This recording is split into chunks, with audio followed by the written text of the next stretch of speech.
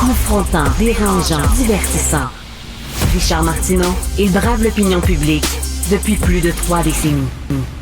Mardi prochain, le chef du Parti conservateur, Pierre Poilievre, va déposer une motion pour faire tomber le gouvernement de Justin Trudeau. Mais Justin est chanceux parce qu'il y a 2 bons amis, c'est-à-dire Jagmeet Singh et Yves-François Blanchet, qui vont littéralement lui sauver les fesses. Alors, pourquoi les séparatistes vont soudainement sauver le gouvernement Trudeau? On va en parler avec Yves-François Blanchet, chef du Bloc québécois. Bonjour, M. Blanchet. Bonjour. Quelques réserves sur votre présentation. Ben oui, j'espère. Avaler un peu la couleuvre conservatrice. Non, mais j'aime beaucoup les Québécois. J'ai confiance en leur jugement. Moi, je me dis, faisons tomber le gouvernement au plus sacrant. Et après ça, il va y avoir des élections. Et si les Québécois n'aiment pas les conservateurs, ils voteront contre.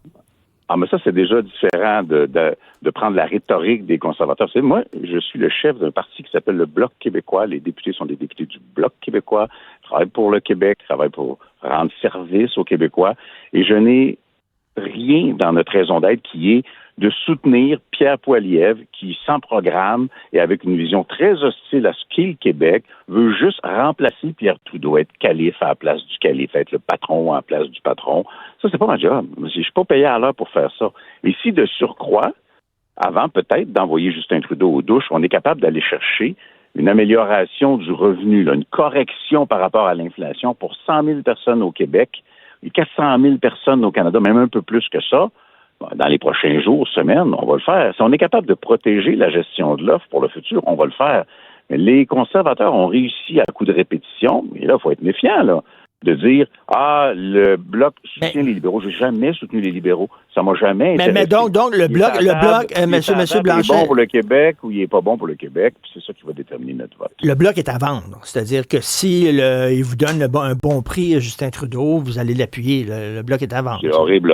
Écoutez, je m'inscris totalement, très posément en faux. Le Bloc n'est pas à vendre. Le Québec n'est pas à vendre. Je ne suis pas à vendre. Je ne serai jamais à vendre. On a une exigence qu'on peut aller chercher pour servir des centaines de milliers de Québécois dans le milieu agricole ou chez les aînés au cours des prochains jours ou semaines qui changeront pas l'histoire du pays. Avant, pour reprendre l'expression que j'ai pris quelquefois, de remplacer une vipère par une tarentule ou une tarentule par une vipère, si on est capable d'aller chercher un gain, tant mieux. Et après, là où je deviendrai d'accord avec vous, mais pas sur les choix de terme, c'est qu'est-ce qu'il y aura de meilleur pour le Québec? Oui, ce sera davantage de députés du Bloc québécois qui seront un rempart par rapport aux excès probables des conservateurs. Et je nous rappelle que les conservateurs et les libéraux sont pro-pétrole, que leur vision en immigration est la même, que leur volonté de payer pour aller en Cour suprême contre la protection du français et de la laïcité, c'est la même chose. Leur refus des transferts en santé, c'est la même chose. Et là, vous me dites que je devrais soutenir le remplacement d'un pas bon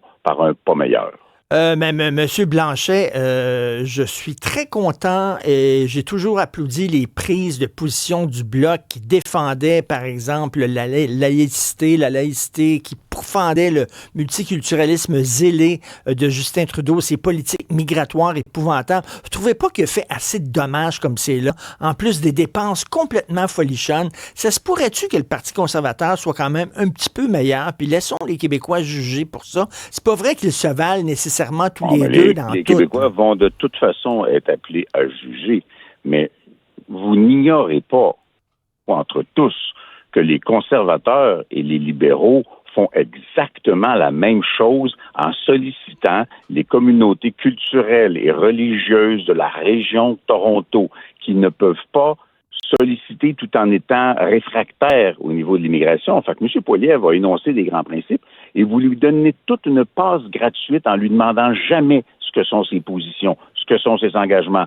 ce que sera son programme. On ne le connaît pas. Alors moi, je vous dis, si en prenant quelques jours de plus, peut-être une couple de semaines, pas beaucoup, là, on est capable d'aller chercher un peu d'équité pour les retraités de 65 à 75 ans, puis de protéger la gestion de l'offre pour le futur, ça vaut largement la peine. Moi, même vous dire une autre affaire, les conservateurs ne veulent pas aller en élection immédiatement parce qu'ils ont leurs militants déjà engagés dans 3 élections provinciales. Ils ont joué un bluff et tout le monde a l'air d'avaler l'essentiel de ce bluff-là et de les prendre au mot alors que ce sont souvent des menteurs compulsifs. Monsieur Blanchet, ce que vous dites finalement, c'est qu'entre un diable que je connais et un diable que je ne connais pas, je préfère le diable que je connais. Moi, je vous dis que c'est une question de temps et pas beaucoup de temps pour que Justin Trudeau soit envoyé aux douches. Justement, justement, accélérons un peu la patente, donnons la petite poussée dont il y a besoin. Là, vous dites, moi, là, je me fous de 100 000 personnes au Québec qui subissent une discrimination et qui ont 10 moins sur leur pension de vieillesse. Moi, je vous dis, hey, je suis peut-être capable, pas sûr, mais je suis peut-être capable d'aller combler cet écart-là. Peut-être, pas sûr, mais peut-être capable de régler ça. Puis si je suis pas capable, dans une couple de semaines, on va se retrouver en élection, sauf si le NPD continue son entente avec les libéraux, qu'il a peut-être fait semblant de rompre simplement pour sauver le comté au Manitoba. Donc, au-delà du spectacle, du primaire, de l'étroitesse que les conservateurs offrent généreusement, sans aucun contenu, sans aucune profondeur, est-ce qu'on peut se poser des questions sur, OK, c'est quoi leur vraie motivation? C'est quoi leur vraie stratégie? Non, mais je vois, vous avez bien... Aussi que les Québécois n'ont pas dit qu'ils voulaient aller en élection, mais ceux qui gueulent le plus sont ceux qui le disent. Moi, j'ai plus hâte que n'importe qui, parce que mes chiffres, contrairement à ceux du NPD, sont extraordinairement bons, mais si on laisse tomber notre monde sous prétexte de passer à 38, 40, 41, 42 députés, mais qu'on laisse tomber notre monde par pure ambition politique, ben les gens vont nous le reprocher et ils vont avoir raison. Monsieur Blanchet, on comprend votre stratégie, vous l'expliquez très bien, vous allez chercher des gains, aucun problème. Est-ce qu'il y a une discussion là, justement avec Justin Trudeau? Est-ce qu'on est assuré qu'il va donner des gains pour le Québec pour acheter, je m'excuse, mais pour acheter votre... J'ai pas besoin de cette permission, j'ai même pas besoin d'y parler. Mais sans table ce qu'on veut, et mais pas ce qu'on veut pas, parce qu'on va voter contre ce qu'on veut pas, puis on va voter en faveur de ce qu'on veut. Et ça, on y reviendra rapidement, là.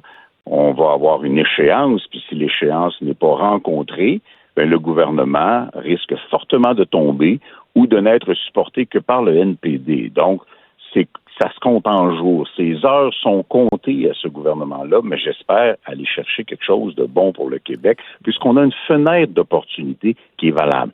Moins de spectacles, moins de coups de gueule, moins d'effets de toge, mais peut-être quelque chose qui va changer la vie du monde pour vrai. Mais vous trouvez pas que M. Poilievre, avec tous ses défauts, est quand même, semble quand même moins centralisateur que Justin Trudeau, ferait peut-être moins de dommages au Québec que Justin Trudeau. Vous le croyez pas, vous? M. Poilievre a la même approche en immigration que M. Trudeau. M. Poilievre refuse les transferts en santé demandés unanimement par toutes les provinces et le Québec. M. Poilievre a des positions qui sont pas différentes. M. Poilievre s'en est même pris, on peut les aimer ou ne pas les aimer, mais aux maires de municipalités québécoises en disant que je vais les mettre au pas, alors que c'est tellement une juridiction québécoise ou municipale. Il est très centralisateur parce qu'il est despotique. Il veut tout contrôler. Il est convaincu qu'il sera meilleur que tout le monde et en plus, du monde lui font une passe gratuite en ne lui demandant même pas ce que sont ses intentions. Alors, non, je pense pas que M. Poilievre est moins centralisateur que M. Trudeau. Puis je pense que sa centralisation va sonner le glas de l'aide médicale à mourir ou des améliorations qu'on veut y apporter, puis qui va finir par se laisser emporter par les conservateurs de l'Ouest qui sont hostiles à l'avortement parce que c'est ça, ses valeurs à proprement parler. Alors, non, je pense pas que M. Poilievre soit moins centralisateur que M. Trudeau. Je pense qu'il faut arrêter d'écouter le chant des sirènes puis aller regarder vraiment ce qu'il y a dans le canis. Et en terminant, M. Blanchet, c'est toujours le Bloc québécois, là. C'est pas le Bloc libéral, là, votre parti, là. C'est bien essayé. Mais le simple fait d'avoir collé... Vous savez, il fait tout le temps ça, là. Il prend le monde pour des caves. Alors, j'espère que tout le monde dira qu'il a tort, là. En français, c'est le Bloc libéral. En anglais, c'est NPD libéral. Et le reste, c'est exactement pareil. Exactement la même affaire. Il fait juste assumer pleinement son identité canadienne, dire une chose en français, dire la même chose en anglais en changeant le nom de la personne. C'est deux menteries pour le prix d'un.